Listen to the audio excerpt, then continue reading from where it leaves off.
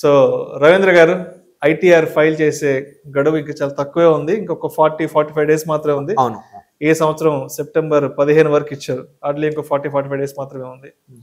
So అయితే ఇదే నేపథ్యంలో ప్రతి ఒక్కరు కూడా ఐటీఆర్ రిటర్న్స్ కి సంబంధించి, ఇన్కమ్ ట్యాక్స్ కి సంబంధించిన ఇన్ఫర్మేషన్ కోసం యూట్యూబ్లో, గూగుల్లో విస్తృతంగా రీసెర్చ్ చేస్తున్నారు.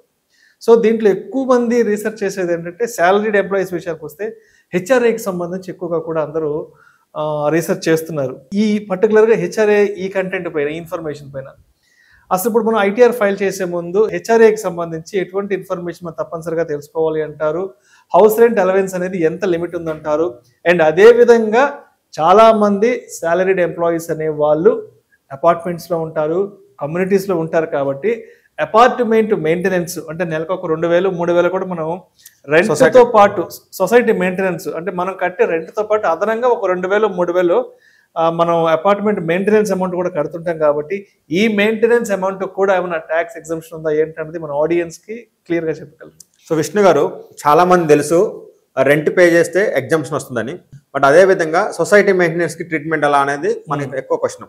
సో ముందు మన వివరాల్లోకి వెళ్తే, ఇన్కమ్ ట్యాక్స్ యాక్ట్ ప్రకారం మనకి ఫైల్ చేసేటప్పుడు 2 రెజ్యూమ్స్ ఉంటాయి. ఓల్డ్ ట్యాక్స్ రెజ్యూమ్ ఒకటి, న్యూ ట్యాక్స్ రెజ్యూమ్ ఒకటి. న్యూ ట్యాక్స్ రెజ్యూమ్లో అందరికి తెలిసిందే ట్యాక్స్ రేట్లు కంపారిటివ్ తక్కువ ఉంటాయి, బట్ వాళ్ళకి ఎటువంటి ఎగ్జంప్షన్స్ రావు. But coming to old tax regime, old tax రెజ్యూమ్లో ఏదైనా సాలరీడ్ ఎంప్లాయీ ఏదైనా రెంట్ పే చేస్తే తన అపార్ట్మెంట్కి, తనకి హెచ్ఆర్ఏ ఎగ్జంప్షన్ వచ్చింది. హెచ్ఆర్ఏ అంటే nothing but house rent allowance exemption. So ముందు ఎగ్జంప్షన్ ఎంత వస్తుందో మనం చూద్దాం. సో ఎగ్జంప్షన్ ఎంత వస్తుంది అంటే తన యొక్క యాక్చువల్ రెంట్ పేమెంట్ ఎంత, నెంబర్ 1. నెక్స్ట్, శాలరీలో 40% of the basic salary or 50% of the basic salary depending upon the city. If metro city అనుకోండి 50% ఆఫ్ ది బేసిక్ శాలరీ వచ్చేది. నాన్ మెట్రో సిటీ అయితే 40% ఆఫ్ ది బేసిక్ శాలరీ. 2. మూడో ఇతరులకి తన pay స్లిప్లో HRA ఎంత ఉంది, pay స్లిప్లో HRA ఎంత ఉంది. నెక్స్ట్, 4th వచ్చేసరికి rent paid minus 10% of the salary. ఏదైతే శాలరీ 40% తీసుకున్నామో దాంట్లో ఇక్కడ 10% తీసుకోవాలి. సో యాక్చువల్ రెంట్ ఎంత వచ్చింది యాజ్ పర్ పే స్లిప్, నువ్వు ఎంత పే చేసావు, బేసిక్లో 40% ఆర్ 50%.